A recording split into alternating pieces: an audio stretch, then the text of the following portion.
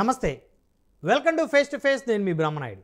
ప్రస్తుతం మనతో ఉన్నారు మెగా కుటుంబానికి వీర విధేయులు, మెగా కన్వీనర్గా పేరు పొందినటువంటి విజయ్ రేపల్లె గారు ఉన్నారు. సో వారితో మాట్లాడదాం. నమస్తే విజయ్ రేపల్లె గారు. నమస్కారం అండి. బాగున్నారా? చాలా బాగున్నాను. మీరు ఎలా ఉన్నారు? Fine sir. ముందుగా పిలిచిన వెంటనే మా FTF కార్యక్రమానికి వచ్చినందుకు నా తరపు నుంచి, మా ఛానల్ యాజమాన్యం తరపు నుంచి మా హృదయపూర్వకమైనటువంటి ధన్యవాదాలు sir. Thank you so much Brahmanaidu గారు. అండ్ ఈవెన్ నేను కూడా I want to wish all prime 9 వ్యూయర్స్కి మనస్ఫూర్తిగా కృతజ్ఞతలు. Thank you. సో రేపల్లె ఒక నియోజకవర్గం పేరు, ఒక పట్టణం పేరు. ఇక్కడ మీ సర్నేము ప్రాపర్ ఎక్కడ సార్? సార్ నేను పుట్టి పెరిగిందంతా కర్నూలు, బట్ తాతయ్య వాళ్ళు ఎప్పుడో ముత్తాతయ్యలు వాళ్ళు అక్కడ రేపల్లో ఉన్నారు, అందుకనే అలా వచ్చిందని చెప్తుంటారు. బట్ నేను ఎప్పుడు రేపల్లకి వెళ్ళలేదు, ఆ ఛాన్స్ రాలేదు ఎందుకో. But I Born and బాటప్ in Kurnool. And మరి మా తాతయ్య వాళ్ళు వచ్చేసి ప్రకాశం డిస్ట్రిక్ట్. మీ అమ్మగారు వాళ్ళ నాన్నగారు? అమ్మగారు నాన్నగారు వాళ్ళు అందరూ అక్కడే. బట్ సో వాళ్ళ రూట్స్ అక్కడ ఉన్నాయి.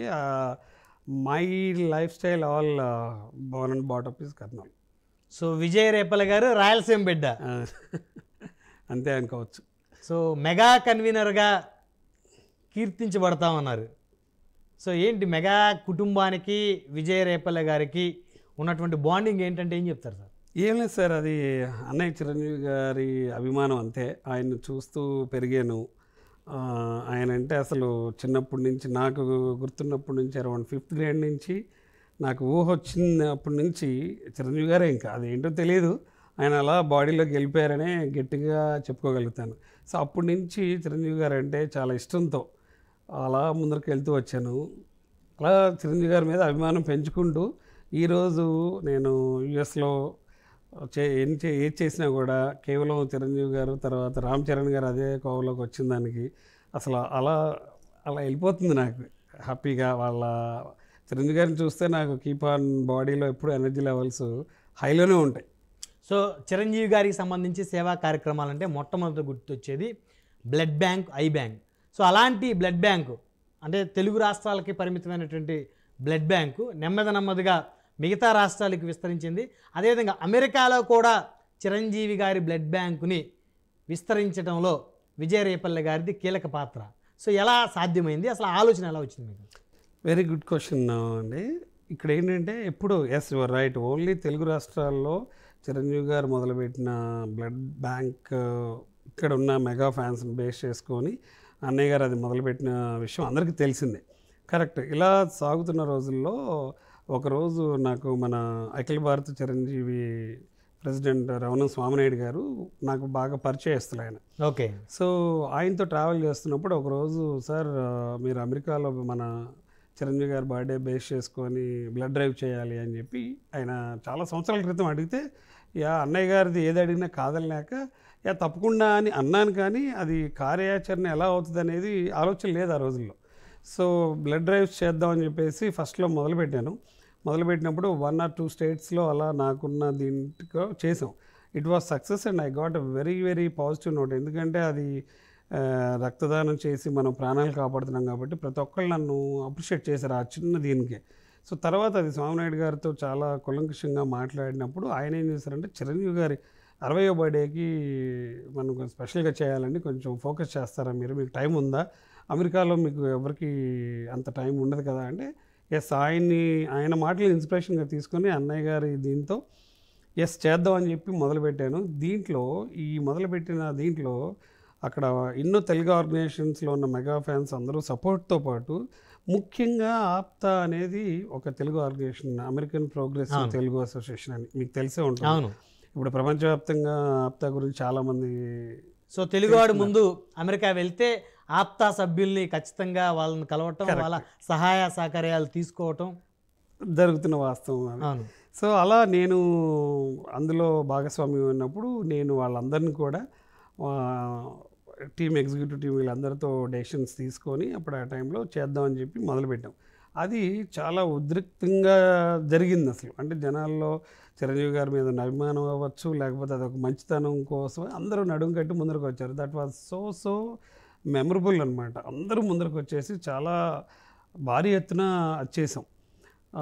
అన్ని స్టేట్స్లో majority of the states I can say like in 50+ locations in 45 states అప్పుడు చేసినప్పుడు అది చిరంజీవి గారికి తెలిసింది, చరణ్ గారికి తెలిసింది. చరణ్ గారు పర్సనల్గా నన్ను అమెరికా నుంచి ఒకసారి హ్యావ్ ఏ ఫ్రీ టైం అంటే ఇండియా విజిట్ చేయండి అని చెప్పి నాకు ఇక్కడ వచ్చిన చిరు సత్కారం కూడా చేశారు. అవును. సో ఇదంతా అలా జరిగింది. అలా అమెరికాలో కూడా అన్నయ్య గారి ఇన్స్పిరేషన్తో, ఆప్తా వారి సహకారంతో ఆ రోజుల్లోనే అంత పెద్ద గ్రాండ్ వ్యూలో చేసాం. అమెరికాలో నాకు తెలిసి ఎవరు చేయలేదు ఇప్పటి వరకు. అది ఐ కెన్ సే ప్రౌడ్. అంటే ఎవ్రీ ఇయర్ చేస్తాం.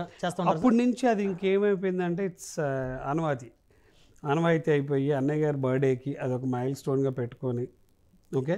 So every year August 22 weekends ముందు వెనుక అన్నయ్య గారికి బర్త్డే వీకెండ్ ముందు వస్తుందంటే ముందు చేస్తాం, లేదంటే తర్వాత, అలా జరుగుతూ ఉంది. సో చాలామంది అమెరికన్స్ కూడా అప్రిషియేట్ చేసిన సందర్భం అది. అది ప్రౌడ్గా చెప్తాను నేను అది.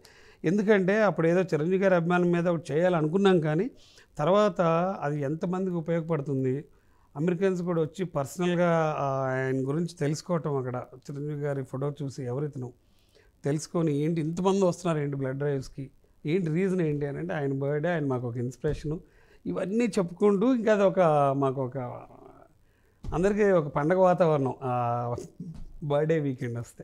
ఎన్ని సంవత్సరాల నుంచి చేస్తాం? ఆల్మోస్ట్ అండి 2015లో మొదలు పెట్టడం 14-15లో స్వామినాయుడు గారితో డిస్కషన్ జరుగుతూ అన్నయ్య గారికి చెప్తే అన్నయ్య గారికి కూడా ఆ టైంలో ఆయన గ్రీన్ సిగ్నల్ కూడా ఇచ్చారు.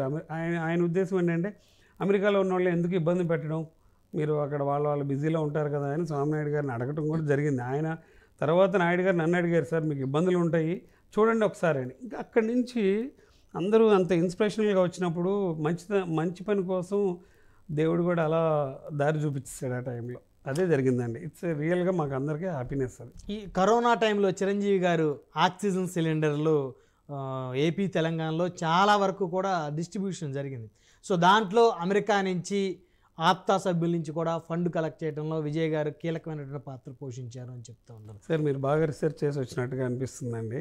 కరోనా టైంలో కరెక్ట్ వెరీ మంచి పాయింట్ ఎత్తారు. అది కూడా అన్నయ్య గారు చేసే సేవల్లో అదొకటి మెయిన్గా మనం చెప్పుకోవచ్చు. కరోనా టైంలో ఇంతమంది ఉన్నప్పటికీ కూడా చిరంజీవి గారు ముందుకు వచ్చి ఆ టైంలో ఆన్ ది స్పాట్ అలా ఆక్సిజన్ కొరత ఉందన్నప్పుడు ఆయన సొంత డబ్బులతో ఎన్నో సిలిండర్లు ఇక్కడున్న తెలుగు రాష్ట్రాల్లో చేస్తున్నప్పుడు అది మా దాకా మేము తెలుసుకొని అప్పుడు అన్నయ్య గారికి ఆయన చేసే దాంట్లో ఒక చిన్న భాగం అవుదాం ఉడతా భక్తి సాయం అని చెప్పేసి ఆ టైంలో కొంచెం ఫండ్ కలెక్ట్ చేసి అన్నయ్య గారికి చేదోడు వాదోడుగా మేము ఒక అమౌంట్ అక్కడి నుంచి ఇక్కడికి పంపడం జరిగిందండి. అది సో ఆప్తా సభ్యులు కూడా కీలకంగా ఉన్నారు యాక్చువల్గా. ఎస్, అందులో majority of the mega donors వచ్చేసి మన ఆప్తులు. సో అదొక సగర్వంగా చెప్పుకోవాల్సిన సందర్భం ఇది. సో ఆప్తా అంటే మెగా కుటుంబానికి ఆప్తులనే అంతే అండి. మేము అర్థం చెప్పారు మీరు. మేము అలాగే ఫీల్ అవుతుంటాం కూడా. అసలు అదేంటంటే ఒక సొంత ఇల్లు, ఆ ఇంట్లో అన్నయ్య గారు అంటే మాకు పెద్ద, అలా పూజించుకుంటూ ఉంటాం. ఆప్తా సభ్యులు అందరికీ మేము మెగా కుటుంబానికి అంత దగ్గరగా ఉంటుంటాం ఎప్పుడు కూడా. సో విజయ్ గారు ఎన్నిసార్లు కలిసారు ఇప్పటికీ చిరంజీవి గారిని? బాగానే చాలాసార్లు కలిసానండి. ఆయన అమెరికా వచ్చినప్పుడు కానీ అక్కడ కానీ ఇక్కడ కానీ. ఇంకా నేను అసలు అమెరికా వెళ్ళక ముందు కూడా అన్నయ్య గారితో ఇక్కడ బ్లడ్ బ్యాంక్లో చాలాసార్లు కలవడం జరిగింది. సో లెక్క లేదనే చెప్పలేను, కానీ మోస్ట్ ఆఫ్ ద టైమ్స్ బాగా పర్సనల్గా కలిసానండి. అన్నయ్య గారికి విభూషణ్ కాదు పద్మభూషణ్ వచ్చినప్పుడు అన్నయ్య గారు ఇక్కడే బ్లడ్ బ్యాంక్లో ఆల్మోస్ట్ నేను ఫ్యామిలీతో ఒక 1 hour దాకా మాట్లాడుకున్నాం అనమాట. So that was very good memory for me. And at the same time ఆయన పద్మభూషణ్ వచ్చినప్పుడు మొన్న రీసెంట్గా లాస్ ఏంజల్స్లో ఆయనకి ఆయన రేంజ్ సత్కారం కాకపోయినా ఉన్న తక్కువ టైంలో మేమందరం అక్కడ కలిసి మన ఆప్తులు ప్లస్ మన విశ్వప్రసాద్ గారు అక్కడ అందరం కలిసి వీలైనంత తక్కువ టైం ఉన్నదానికి ఆ లెవెల్లో చేసాం. ఆయన లెవెల్ కాదు, బట్ మాకు అక్కడ అది ఆ టైంలో గొప్పగా అనిపించింది. సో అలా సత్కరించుకున్నాము చిరంజీవి గారిని అమెరికాలో. ఫస్ట్ టైం ఎప్పుడు కలిసారు సార్ చిరంజీవి గారిని? ఏ ఇయర్లో? మోస్ట్ ప్రాబబ్లీ అరౌండ్ 96 అనుకున్నాను నేను. 96-97. 1996. ఏం మాట్లాడారు? అప్పుడు చిరంజీవి గారిని ఏం లేదు, ఏంటంటే అప్పుడు చూస్తూ చిరంజీవి గారికి బాగా అభిమాని కదా. చిరంజీవి గారిని అప్పుడు చూసినప్పుడు ఏదో మన ఇంట్లో మనిషిలాగా అన్నయ్య గారితో మాట్లాడినట్టుగా ఆయన ఒక్కరే ఉంటే ఎక్కడ వదిన గారు ఎక్కడ, సురేఖ గారు ఎక్కడ అని అడిగేస్తున్నాను. ఇంట్లో అన్నయ్యని అడుగుతారు కదా, అలా అడిగేసేసి అలా మాట్లాడుతూ ఉన్నాను.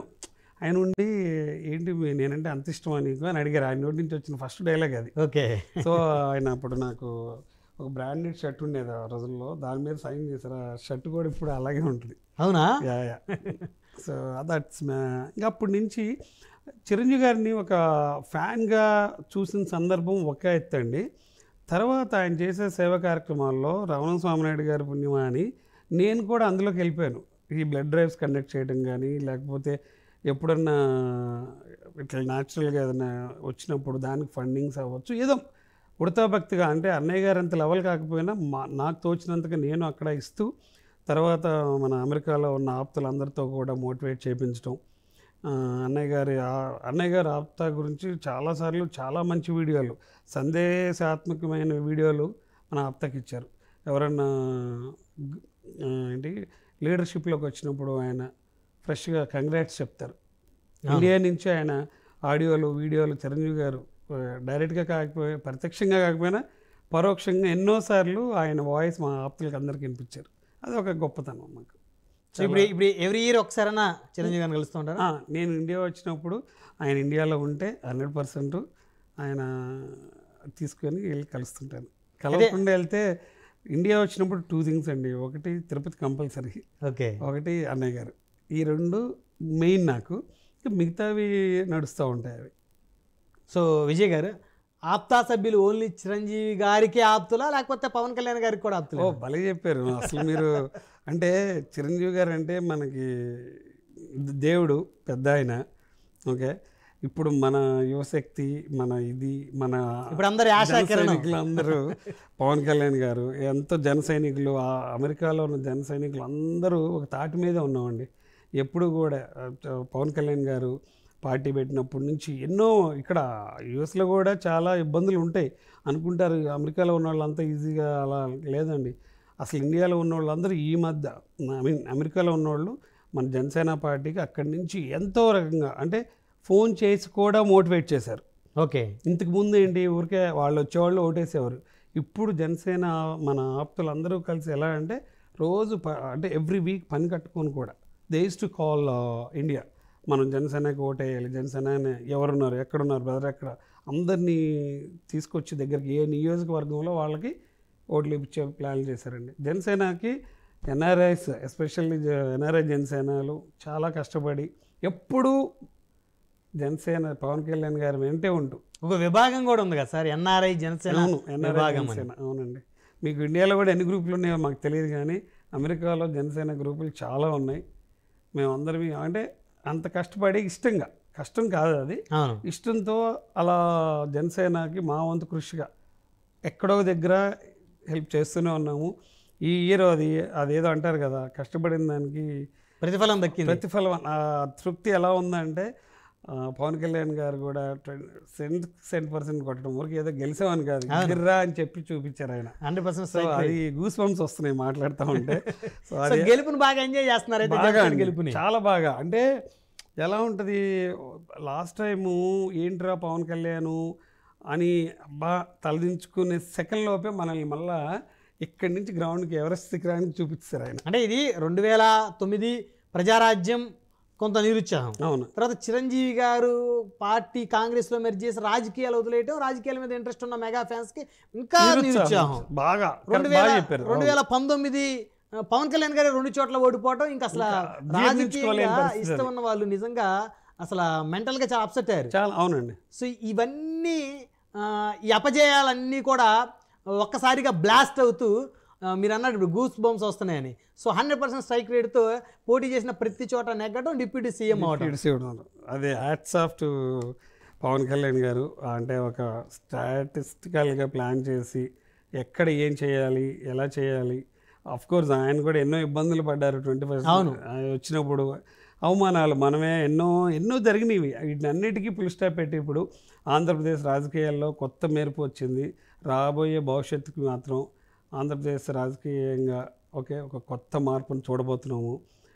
యువశక్తికి అందరికీ మంచి రోజులు వచ్చినాయి. ఓకే, నాకు తెలిసి Andhra Pradesh is going to be very very in a top position very soon. So మనం కూడా అందరమే వచ్చేసింది గవర్నమెంట్ ఏదో ఫామ్ అయిపోయింది అని కాకుండా ఇంకా ఏంటి, ఇంకా ఎలా కష్టపడాలి, ఎలా ప్రజలకి పవన్ కళ్యాణ్ గారు చేస్తున్నాయి ఆ మంచితనాన్ని ఎలా ముందుకు తీసుకెళ్ళాలి అని డ్యూటీ మీద ఉన్నామండి జన సైనికులు అందరం. ఇప్పుడు అలా అలా వెళ్తున్నాం. అంటే ఆయన వచ్చారు గెలిచారు ఆ తృప్తి కొన్ని రోజులు ఉంటుంది. ఇప్పుడు తర్వాత ఏంటి కార్యాచరణ ఏంటి, what we are going to do, how we are going to interact with the people, ఏంటి ఆ సాధక బాధలు అన్నీ పవన్ కళ్యాణ్ గారి దాకా వెళ్తున్నాయా లేదా.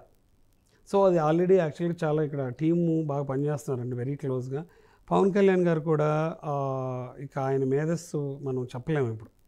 ఎలా అంటే ఆయన ప్రతిదీ క్షుణ్ణంగా పరిశీలించి డెసిషన్స్ తీసుకుంటున్నారు.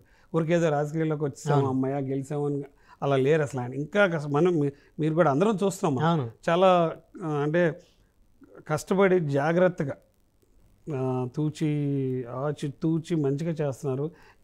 ఎవరు చేస్తున్నారండి ఈ రోజుల్లో రాజకీయం అనగానే గెలవంగానే ఏంటి నా డబ్బులు ఏంటి అని చూసుకునే రోజుల్లో ఎవరు sir? No one like Pawan Kalyan అండి. హ్యాట్స్ ఆఫ్ టు ఈ ప్రైమ్ 9 ఫేస్ టు ఫేస్ ముఖ్యంగా పవన్ కళ్యాణ్ గారికి స్పెషల్గా I want to wish him అండి all the best for him in his political career. So mega కుటుంబ అభిమానుల ఈగోని సాటిస్ఫై చేసిన వ్యక్తి జనసేన అధినేత పవన్ కళ్యాణ్ గారు. ఎందుకంటే రాజకీయంగా ఎన్నో సంవత్సరాల నుంచి మూడో ప్రత్యామ్నాయం కోసం రాజ్యాధికారం కోసం తపన పడుతున్న వర్గాలన్నీ కూడా ఉన్నటువంటి మెగా కాంపౌండ్ని వాళ్ళందరినీ వారి ఈగోని సాటిస్ఫై చేసి ఈరోజు వాళ్ళ మూతి మీద మేసం తిప్పే పరిస్థితి తీసుకొచ్చారు. 100% దట్స్ ట్రూ అండి. అందరూ ఏంటంటే గర్వంగా తలెత్తుకొని బా అని అసలు అలా కాదండి. యాజ్ ఎ ఫ్యాన్స్గా కాదు, మీరు కూడా ఒకసారి నోటీస్ చేయండి. ఓకే, ఆయన విధి విధానాలు అవ్వచ్చు ఏదైనా అవ్వచ్చు, జనాలు స్వచ్ఛందంగా వచ్చి ఆయనకు ఓటేశారండి. ఆయన ఎవరికి డబ్బులు ఖర్చు పెట్టో లేకపోతే బీర్లు బిర్యానీలు ఇచ్చి ఓట్లు వేయించుకున్న తత్వం కాదు ఇది. ఈ రాజకీయ వాతావరణంలో ఇటువంటి నాకు తెలిసి ఇండియాలో పవన్ కళ్యాణ్ గారు చేసిన రాజకీయం ఎవరు చేయలేదని సగర్వంగా చెప్పుకోవచ్చు. అందులో ఇంకోటి విజయ్ గారు, జగన్మోహన్ రెడ్డి గారు 11 స్థానాలకు పరిమితం అయితే పవన్ కళ్యాణ్ గారు 21 స్థానాలు అసెంబ్లీలో రెండో లార్జెస్ట్ పార్టీగా అవతరించారు. అసలు సో ఇది ఇంకా వచ్చేటువంటి అంశం మెగా ఫ్యాన్స్. కరెక్ట్ అండి, ఆ కిక్కే వేరంతే. సో మొత్తానికి మీ ఎన్ఆర్ఐ విభాగాల్లో కూడా పార్టీలు టీడీపీ, జనసేన, బీజేపీ, వైసీపీ ఇలా ఉంటాయి కదా? అవునండి. ఇంకా ఇక్కడ తక్కువగా మీ డే టు డేలో అంటే ఉంటారు, కానీ అంతకన్నా ఎక్కువ డిస్కషన్స్ అక్కడ ఎక్కువ అండి. అక్కడే ఎక్కువ అయిపోయింది. అది ఏంటో తెలీదు.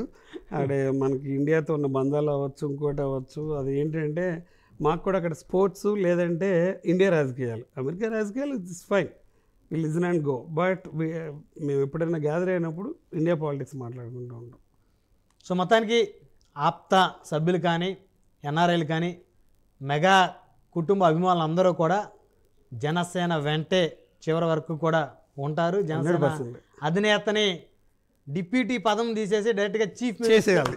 అది వెరీ గుడ్ అండి. తప్పకుండా దానికోసం అటువంటి రోజు కోసం మేము అందరం 1000 కళ్ళతో ఎదురు చూస్తూ ఉంటాం. తప్పకుండా అది ఆంధ్రప్రదేశ్కి అదొక గొప్ప దినం. ఆయన సీఎం అయిన రోజు, ఆ రోజు కోసం వెయిట్ చేస్తూ ఉంటాను. సో ఎన్ఆర్ఐలు అందరూ ఇంకా తోడుంటారు పార్టీ. 100% అండి. ఇంకా ఎక్కువే మా నిజంగా ఎన్ఆర్ఐస్ నుంచి ఏం హెల్ప్ కావాలన్నా పవన్ కళ్యాణ్ గారు ఇంకా మమ్మల్ని మేము ఎక్కడన్నా మిస్ అవుతున్నా ఏమైనా ఉన్నప్పటికీ కూడా ఎప్పుడన్నా మా ఎన్ఆర్ఐస్కి అందరికీ ఒక మీటింగ్ అరేంజ్ చేసుకొని ఆయన ఉన్న ఫ్రీ టైంలో పార్టీ పాయింట్ ఆఫ్ వ్యూలో ఓకే ఏదన్నా డైరెక్షన్స్ ఇస్తే కూడా will try to follow, will do in a better way. So Vijay గారు, మళ్ళీ చిరంజీవి గారి బర్త్డే రాబోతూ ఉంది ఆగస్ట్ 22. సో ఇప్పుడు అమెరికాలో ఏ విధమైనటువంటి ఏర్పాట్లు చేస్తున్నారు? అందులో మళ్ళీ ఇక్కడ జనసేన అధికారంలో భాగస్వామ్యం అయింది. సో ఇంకా ఎక్కువ కిక్ ఉంటుంది మీకు. ఎగ్జాక్ట్లీ. సో ప్రతి సంవత్సరం చేసిన విధంగా ఈ ఇయర్ కూడా అంటే కరోనా తర్వాత అందరం అమెరికాలో కొంచెం భయాందోళన తప్పించుకొని ఇప్పుడు ఈ ఇయర్ అన్నయ్య గారి బర్త్డే సందర్భంగా మళ్ళీ అన్ని రాష్ట్రాల్లో బ్లడ్ డ్రైవ్స్ ఇంకా అనదర్ సోషల్ సర్వీసెస్కి ప్లాన్ జరుగుతుందండి. ముందుగానే మనం చెప్పకూడదు, కానీ నేను మన స్వామినాయుడు గారితో టచ్లో ఉన్నాను. ఆయన ఆదేశాలు ఎలా ఏం చేస్తున్నారు, అక్కడేంటి ఇక్కడేంటి అలా కోఆర్డినేట్ చేసుకుంటూ ఈ ఇయర్ కూడా చాలా భారీ ఎత్తున ప్లాన్ చేస్తున్నామండి. Very soon you will get to know more details. ధన్యవాదాలు విజయ రేపల్లి గారు. Thank you. మరి ఇది చూశారు కదా, ఆప్తా సభ్యులు కానీ మెగా కుటుంబ ఎన్ఆర్ఐ సభ్యులు కానీ జనసేన పార్టీతోటి చివరి వరకు వారి ప్రయాణాన్ని సాగిస్తామని చెప్తా ఉన్నారు విజయ రేపల్లె గారు. మరొక వారం మరొక అతిథితో మళ్ళీ కలుద్దాం. చూస్తూనే ఉండండి. Keep watching prime nine news.